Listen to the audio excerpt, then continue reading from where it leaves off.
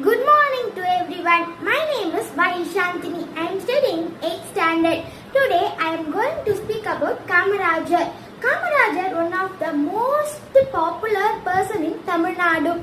He was born in 15 July 1903.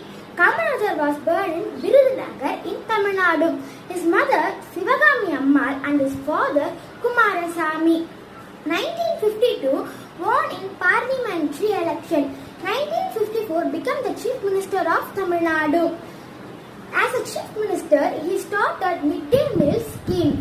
He built several dams and rivers including Manimuttaru, Arani, Vaigai, etc. Kamarajar, one of the golden ruler of Tamil Nadu. Kamarajar opened many schools in Tamil Nadu. He introduced free education also. His government known as the Golden Period of Tamil Nadu. Thank you.